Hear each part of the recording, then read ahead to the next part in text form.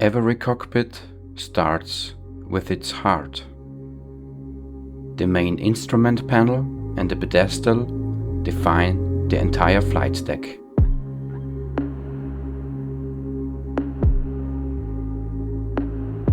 Everything else is built around these two main parts.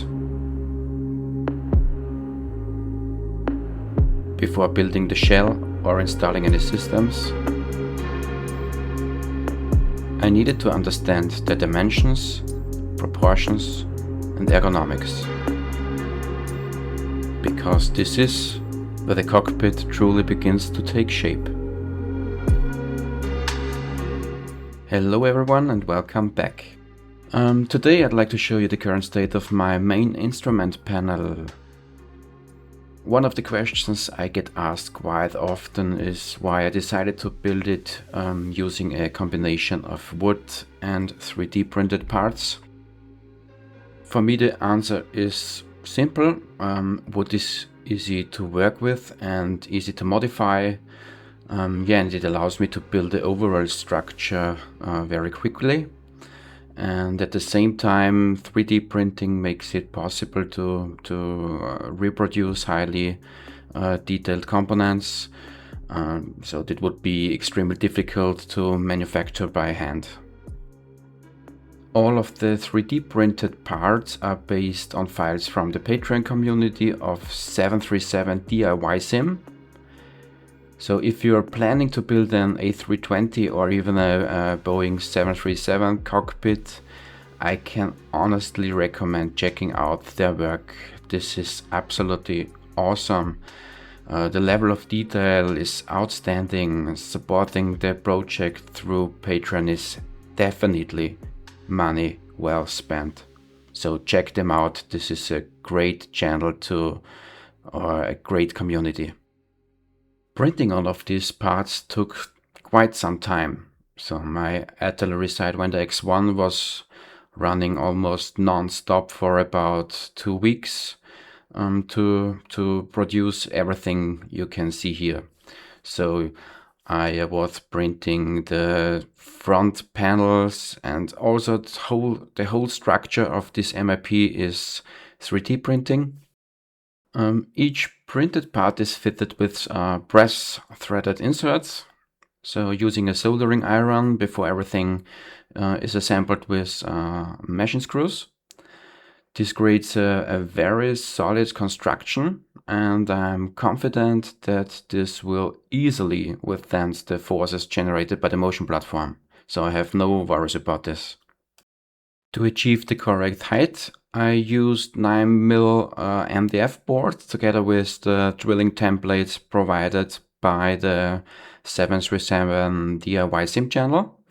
Before the cockpit is permanently installed, I will reinforce the rear side of the wooden structure just to make sure the entire MIP is securely mounted to the platform. I'm using 2 displays in the MIP. The first one is for the flight displays. This is an RSOPA 16.1 inch monitor. And for the ECAM systems, I'm using a Philips 24 inch monitor. Both are integrated perfectly into the design, and if you're interested, I can add the product links into the video description. To fit the ECAM monitor properly, I had to modify the rear section of the pedestal. So I had to cut out some wood to allowing the monitor to slide neatly into the structure. Most of my cockpit hardware comes from wing control and Rosefire. The rudder pedals are the well-known Logitech SideTech rudder pedals. The glare shield isn't completely finished yet. Still need to print the upper and lower sections. For now I intentionally left the area open as it gives me easy access for cable routing and any additional components that may be installed later. Even the lighting systems has already been planned, so making it possible to keep all the wiring clean and well organized. I'm genuinely happy with how everything has come together so far.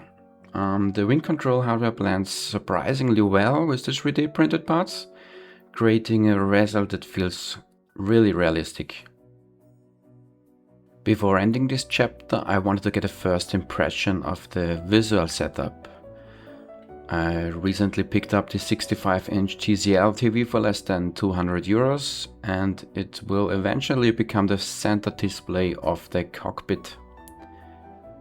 At this stage it isn't mounted yet, but I simply placed it in front of the platform to get a first impression of the overall size and proportions. Even without the final mounting solution, it's exciting to see how everything is slowly starting to come together.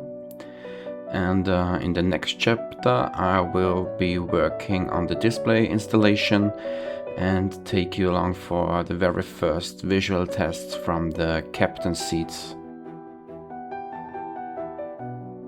Thank you so much for watching. If you enjoyed this chapter, I would really appreciate your support by liking the video and subscribing to the channel. Take care and see you in the next one.